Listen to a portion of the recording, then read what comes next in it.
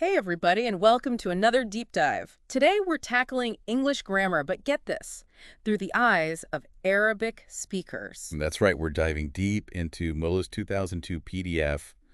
Let me make sure I get this right. It's noorbook.com. I think it's in Arabic, actually. Oh, you're right. Of course. Look at me trying to read Arabic. Okay, so it's SEADA.PDF. There we go. Much better. No. And let me tell you, this PDF is packed with insights into how Arabic speakers learn English. It really is, and it's interesting because it kicks off with something you might not expect, the English alphabet. Yeah, you might think, okay, that's basic, but you have to remember, for someone coming from a totally different writing system. Yeah, it's like learning to read all over again. The PDF actually lays out each letter, uppercase, lowercase. Right. And it even breaks down the vowels and consonants. It's like laying that foundation, acknowledging the unique challenges that Arabic speakers face. Exactly. It's like, we see you, we're here to help. And once you've got those letters down, then it's time to tackle the building blocks of language, right? Absolutely. We're talking about parts of speech, nouns, verbs, adjectives, all the usual suspects. But here's where it gets really cool. Yes. The PDF doesn't just define these terms. It digs into how they function differently in Arabic compared to English. Like adjectives, for example. Oh, good one. In English, we usually put them before the noun, like rich man.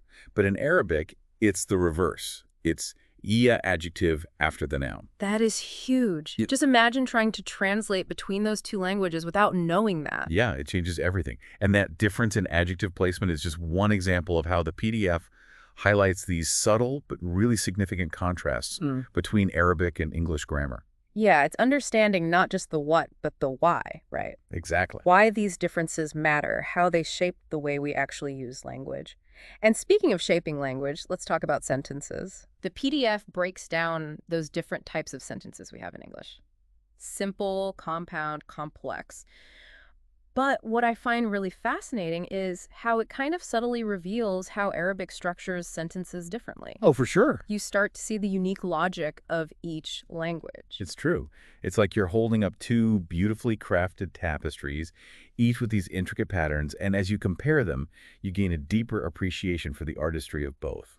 That is such a good analogy. And speaking of artistry, let's talk about verbs, those action words that really bring our sentences to life. Right. The PDF covers the essentials like to be, to do, to have, but it goes deeper than just simple definitions. Right. It talks about how these verbs are actually used in English, which can be tricky, especially for Arabic speakers. Like, think about how we use do to ask questions in English. Right, right. That doesn't directly translate to Arabic. No, not at all. But the PDF doesn't just say, here's the rule. It gives you examples specifically crafted for Arabic speakers. For example, clarifying how to use do versus does correctly, depending on the subject. It's like having a personal tutor built right into the PDF. I know. And speaking of things that can trip you up, let's not forget about those countable and uncountable nouns. Oh, yeah. Those are tricky. Because Arabic has its own way of handling these concepts. Totally. And that can lead to some, head-scratching moments for English learners. Exactly. Like in English, we say advice, right? That's uncountable. Right. But in Arabic, you would use the plural form. It seems like a small thing, but it can really make your English sound more natural if you get these right. Absolutely. And the PDF does a great job of highlighting those subtle differences. Like, hey, we know this seems counterintuitive based on what you're used to, but here's how it works in English. Yes. And those aha moments are so important for really accelerating your learning. They are. They make all the difference. And speaking of counterintuitive, we got to talk pronouns, questions, negation, the cornerstones of any language. For sure. For sure. And the PDF, tackles them all with that Arabic speaker in mind. Yep. Like it points out the differences between some and any in English.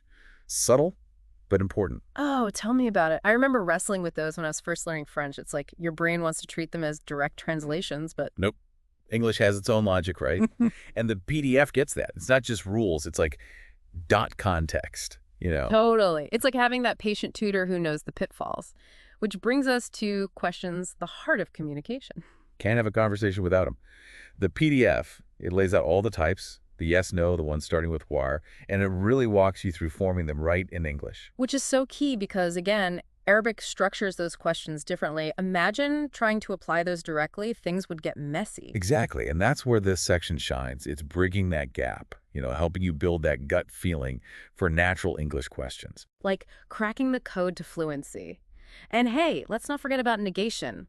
The nots, the don'ts. Crucial for expressing yourself fully. What I like is it's not just about where to put not, it's about the different ways to do negatives in English, with or without the auxiliaries and all that. It's like knowing the rules of the road versus, actually driving smoothly. Speaking of which, buckle up because we're shifting gears into tenses. This is where it gets really fun, especially for Arabic speakers.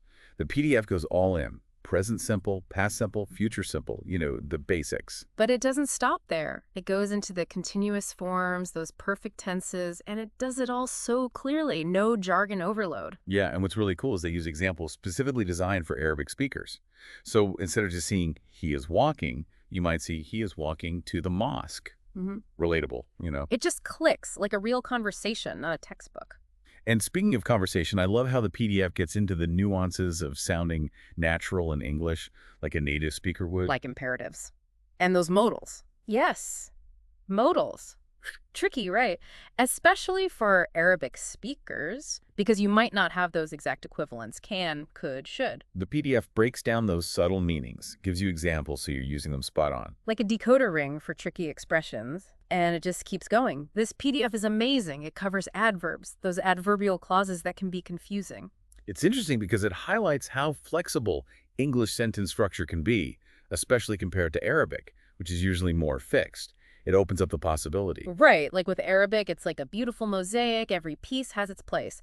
But English, it's more like clay. You can mold it, play with word order, and still get your meaning across. Love that analogy. Yeah. And you know what else? The PDF even tackles active and passive voice. The classic active versus passive.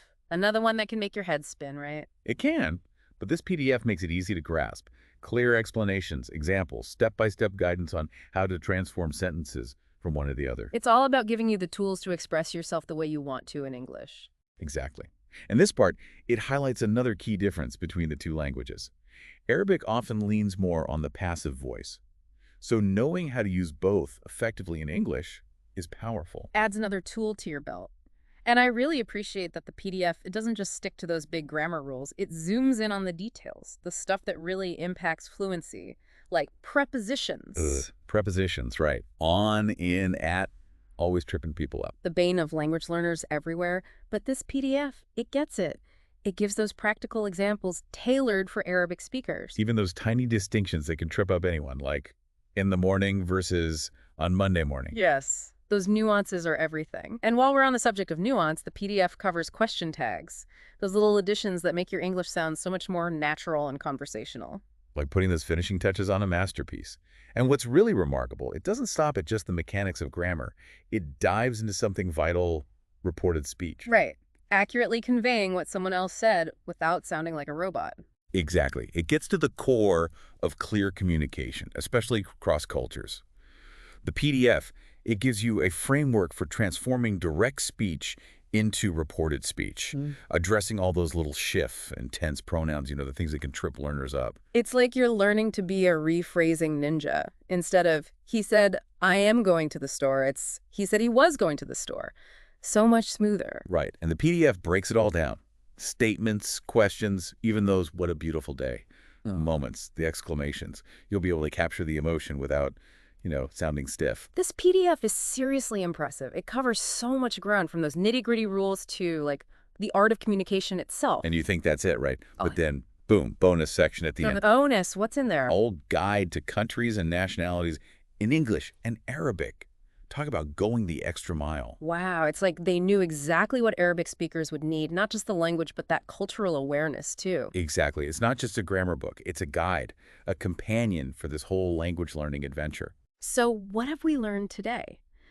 That understanding how your native language Arabic works is like having a secret weapon for tackling English. This PDF, this resource we've explored, it's like that map guiding you through the ups and downs of English grammar. And remember, the learning doesn't stop here. Think about how you use Arabic every day, those sentences, those structures. How would you translate them now with all this new knowledge? Keep that curiosity going. Keep practicing, and I promise you'll be amazed at the progress you make. You'll start noticing these things everywhere in books, in movies. It's like a whole new world opens up. Exactly. Language learning is all about those aha moments. The more you have, the more fluent and confident you become. So keep exploring, keep having fun with it, and we'll see you on the next